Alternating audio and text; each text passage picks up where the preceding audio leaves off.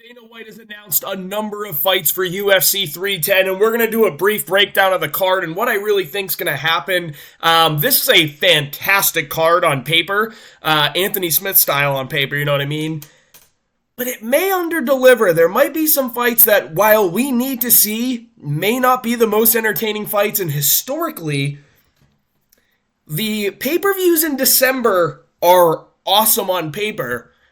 But then we get stuck with a Leon Edwards versus Colby Covington type fight, and it takes the whole momentum away from the whole card in the event. So I'm going to break down the fights that were announced, that were mentioned, and we're going to give my thoughts, my breakdown, my reaction to each of these fights, and honestly just break down the event as a whole. We're going to start off, why the fuck?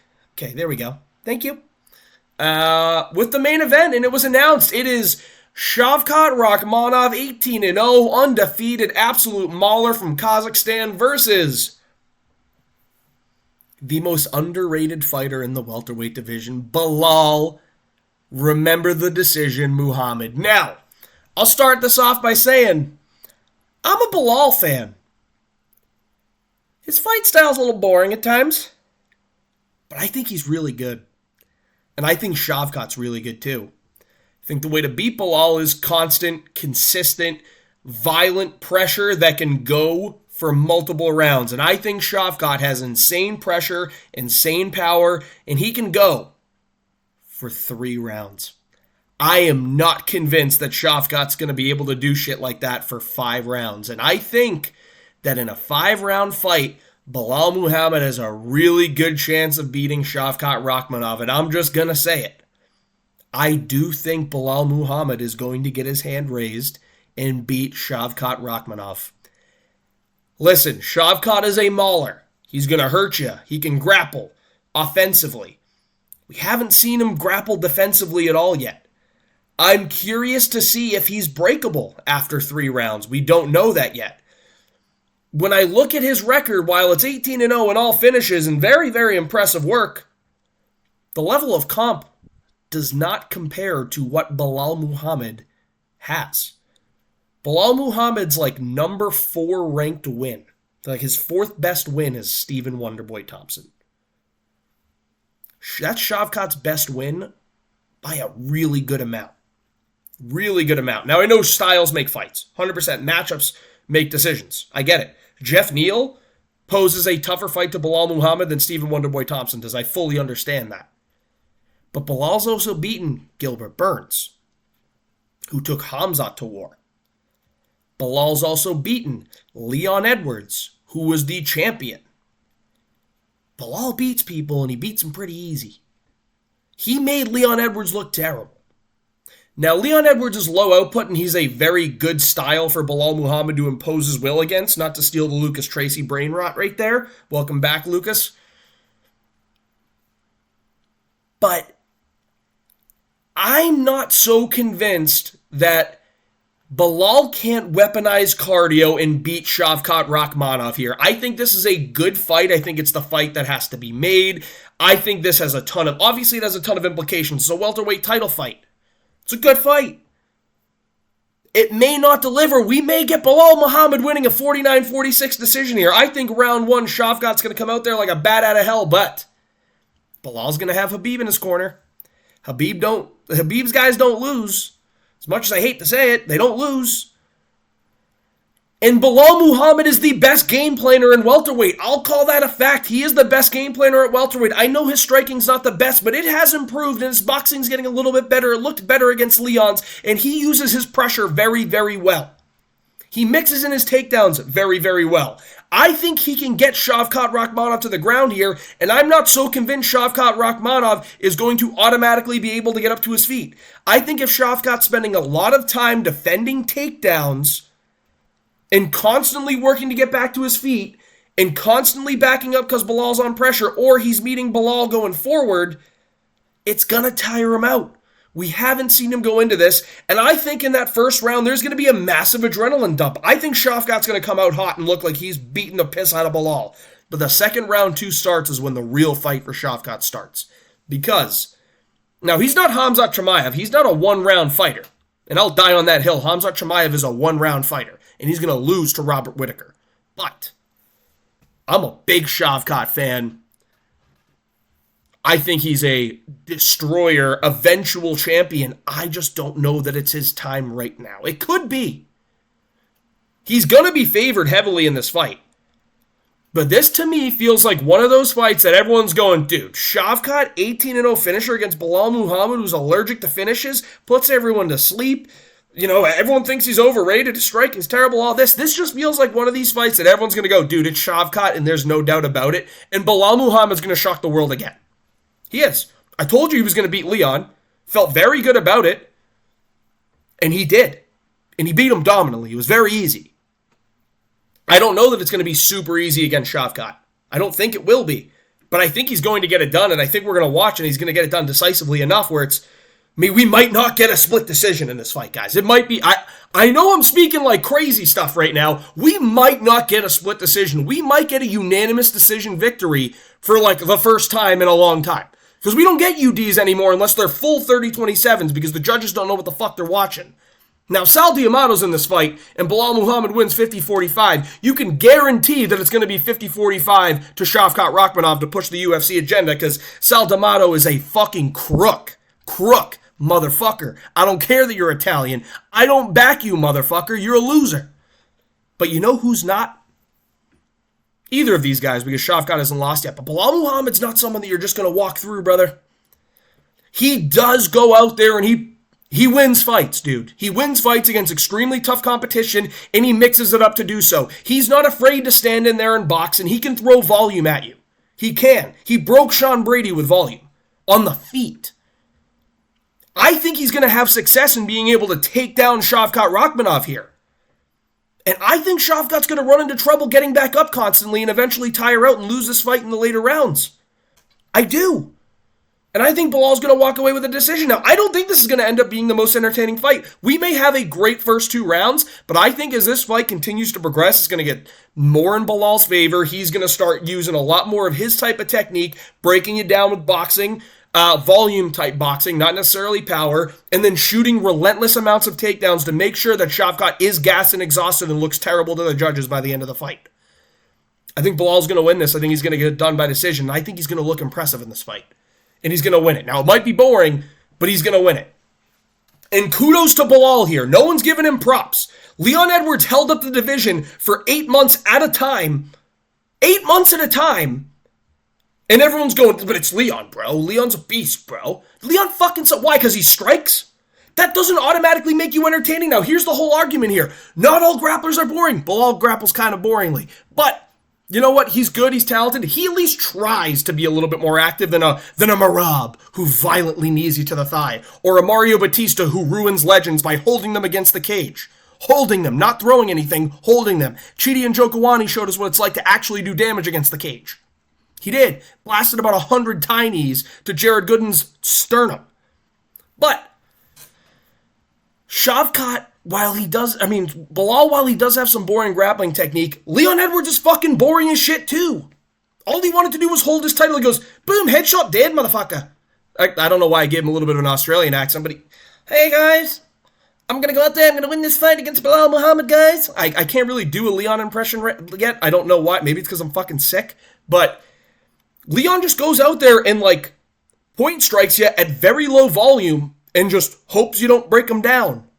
Belal likes to break people down, and I think he can break Shavkat down in the later rounds, and I think he's going to end up winning this fight. Regardless, welterweight title's on the line. Belal turned around on less than 5 months. Fought July 27th. He's going to fight December 7th. That's 4 months and a week notice. That's great work from Belal. Great work. Love the turnaround. It makes me excited for the welterweight division that we're going to have somebody that's going to try and be more active, and I think he's going to get this fight done. Then he's going to take a couple months off because he's got Ramadan coming up, but he defended his title quickly. That's what matters. So kudos to Belal for that. And I do think he's going to get this one done. Dana might be pissed, but he's going to get this one done. And I think Belal can talk his shit too. Belal does talk his shit, and I think that's fun to see. Also announced, here are the other fights announced. Co-main event, Kaya Sakura versus Alessandro Pantoja. I do think Alessandro Pantoja is going to get the edge in this with his grappling, but Kaya Sakura is a mean guy. He goes in there and he strikes to hurt. And I truly believe we are going to see some competitiveness as the fight goes on. I think Kaya Sakura is going to make this more competitive as the rounds get later and Pantoja questionably gasses out. But I do think in those early rounds, Pantoja is going to do enough holding on to Asakura, getting him to the ground, threatening with submissions, landing some ground and pound to be able to thwart the attempts of Kaya Sakura early where it's too late for him to dig back in round 4 and 5. That's how I see this fight going, but it's not unwinnable for Kaya Sakura. I'm just looking at a guy that came from the Rizin promotion, which is not nearly as good as the UFC, even though he is good. A guy that lost to Manel Cap, and then a guy in Pantoja that is beating everyone that's in front of him. Like, he beat Moreno in a very good fight, but then he had a boring fight with Royval, and he beat. Even though it was close, he beat. Might have lost to Steve Erceg. It was a damn close fight, but I do think he lost in rewatching that fight. But still was very competitive, and I think, a Kaya Sakura, it's dangerous for him to fight a Steve Erceg like that. Pantoja can lose, don't get me wrong. I just don't think he will in this moment, and I think he's going to win in a semi-boring decision against Kaya Sakura. Also, the other thing with Kaya Sakura is, this guy has to change a little bit of his style. He's used to being in a situation where he is allowed to absolutely brutalize their opponents while they're on the ground with kicks and knees to the head while they're down. You can't do that in the UFC. I think that's going to take away from some of what he wants to do in this fight. I also think I've seen him get taken down by guys in Rizin. Pantoja's going to take him down. How long can he hold him there? I guess we'll see, because Asakura, he'll work to get up. Can he do it? We'll see. Can he tag Pantoja early? We'll see. But, we finally got a fucking co-main event that's for a title. A men's title for co-main event. That's fucking great. The UFC actually put in work on this card and put something out that has legitimate, what's the word I'm looking for? Repercussions. There are genuinely important repercussions with each fight that's going on this list. You have a championship fight at welterweight to start. Then you have a co-main event fight at flyweight. 2 good fights, 2 highly anticipated fights. Now, does Kaya Sakura deserve a title fight in his UFC debut? Probably not. But, what else are we going to do? Do we just give it to Kai Kara France, who's 1-1 in his last 2, even though I do think he beat Albazi? I know he beat Albazi, but the judges just didn't give it to him because they're crooked, and I'm sure Sal D'Amato had something to do with that. Loser bitch. But I don't know if you're willing to just give it to Kara France. If you do, that's the one that makes sense, or are you going to give it to Royval, who just came off, again, back-to-back wins over good opponents, but has already fought and lost to Pantoja twice? This is the kind of situation that we're at flyweight. At least if Kaya Sakura wins, we have a fresh matchup no matter who he fights. If Pantoja wins, then you get to have these other fights going on in the background. The Moreno-Albazi will determine some things in the division. If you do Royval and Kai Kara France, that can actually give you a undisputed title challenger, something that, all right, they went through the fire, they deserve this, and there's no holding it back from them. Even though Royval could be in that conversation now, I just don't hate seeing it one more time. Don't know what the fucking jazz hands were all about here. Hello, Queen. Weird, stupid, I don't know what I'm doing. I'm falling apart here, sweating, I'm sick. But the UFC brought us a good card. Great card on paper, flyweight title implications, welterweight title implications. Then you have bantamweight title implications. 2 guys ranked highly at bantamweight that could be in title shot conversations with a win. Aljo with a win, being a former bantamweight champion, has a win over Calvin Kattar already, a dominant win, boring win, but dominant. And then if he beats undefeated Movsar Evloev, he's getting inserted into that conversation. Movsar Evloev with another win, he's 19-0 undefeated, beating a former champion. He's inserted into that conversation. This has implications as well. Now, it may be a boring fight. We might have a lot of boring fights on this fucking card, guys.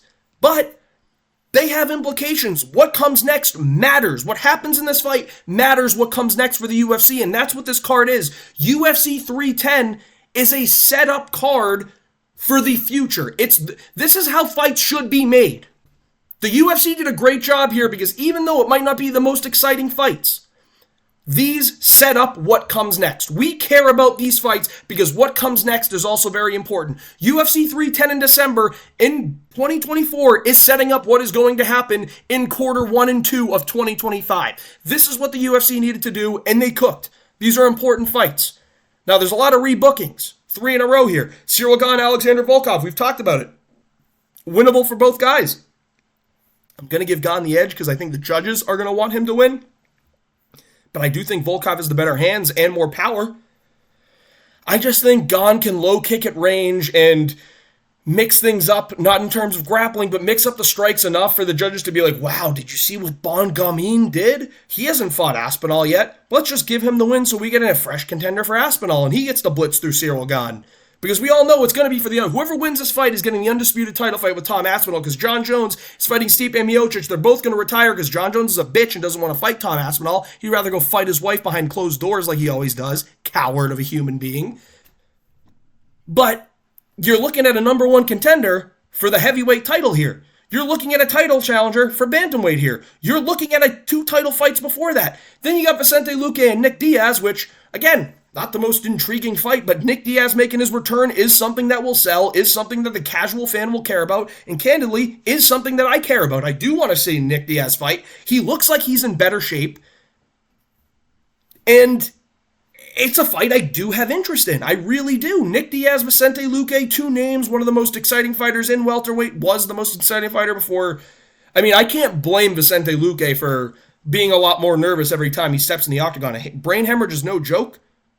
It really is no joke. He's bleeding from the brain, and it's scary, dude. It's scary, but he's going to go against a guy with a little bit more pillow hands and Nick Diaz, but he throws a lot of volume. Nick Diaz looks like he's in the best shape he's been in a while. Looks much better than he did against Robbie Lawler.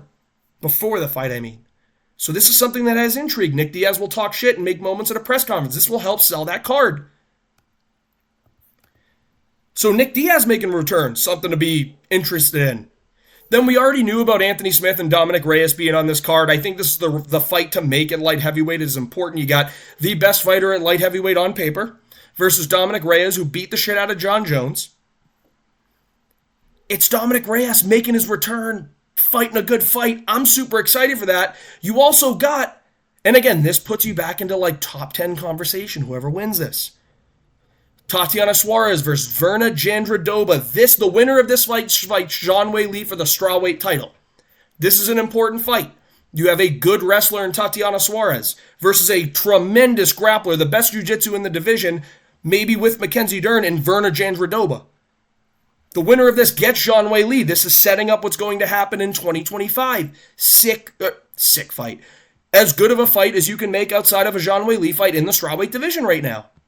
Important as most important of a fight with major implications. Those are the words I'm looking for. Implications, repercussions, whatever. Then you got Chiesa and Max Griffin. I don't really give a shit about this fight, to be honest. It's just welterweight fighters, guys that, have names, have fought in the UFC. A lot of legends fight, even though neither of them deserve Hall of Fame status. So you'll get Michael Chiesa, you get Max Griffin. Probably going to be a super boring fight. This whole card looks like it's a very important card, and we're going to be very excited for each fight before it happens. But at the end, I just see this being as a card as like there's a lot left to be desired. This fight especially, I don't give a shit about this fight if I'm being honest. And then Clay Guida versus Chase Hooper.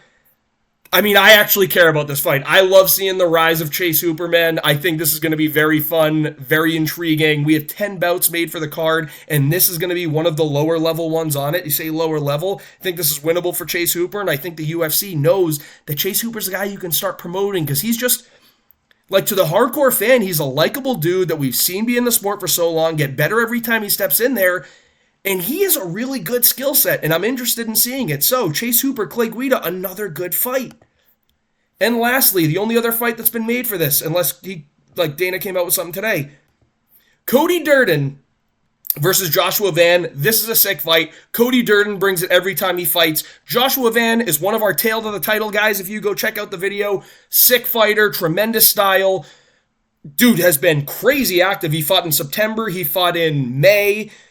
Like, this dude's gone through it, like, taking a lot of damage, just gets back in there and keeps fighting, like, tough-ass dude. Cody Durden's a tough-ass fight, but this is a way for Joshua Van to potentially put himself in the rankings. I am super excited for this fight. Hope you guys are too. UFC 310, man.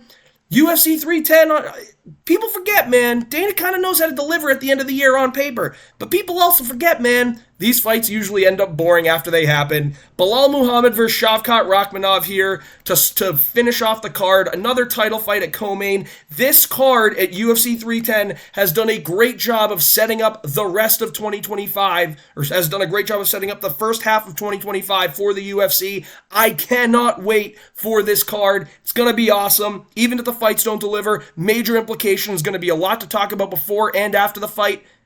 And I gotta say, Belal Muhammad's getting it done. I hope you enjoyed. Please like and subscribe. And if you have any other thoughts, please let me know.